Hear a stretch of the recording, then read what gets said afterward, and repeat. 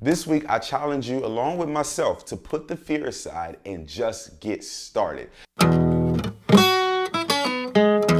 Oh yes, this is powerful stuff. Now is the time that we must put aside our pride, we must step out of our fear, we must be willing to walk out of our comfort zone and really pursue the passions and the things that God has given us to do. For years, myself, I was a little bit afraid and a little bit hesitant to step out and do the things that God has placed on my heart because I was afraid. I didn't know how it was going to work out. I didn't know where the resources were going to come from. I didn't even know if it would really be effective. And truth be told, that's a form of pride. Because I was afraid of looking crazy or because I was afraid of looking foolish, I hesitated stepping out. I hesitated expressing that gift. And it wasn't until a few years ago that I decided, you know what? If I look like a fool, I'll look like a fool. And I stepped out there, I jumped out there. I didn't know what the budget would be. I didn't know if I could pay for it all. But I just started to write. I just started to produce. I just started to create this platform. And every time I did that, God met me every step of the way.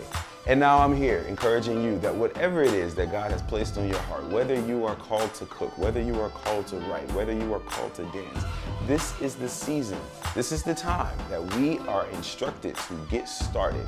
Really pursue that thing that God has placed on your heart because there's people who need it. You might not see how it can be effective, but there's someone who needs to read the book. There's someone who needs to see the dance. There's someone who needs to see the painting.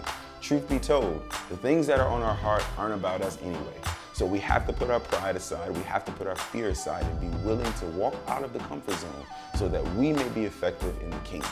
So I'm challenging you this week, whatever it is that you feel that God has placed on your heart, whatever it is, whether you are supposed to write the book, start it. Perhaps God has placed it on your heart to open up the restaurant, make some moves. Perhaps it's been on your heart for a long, long time to go back to school and pick up on that degree you learned today.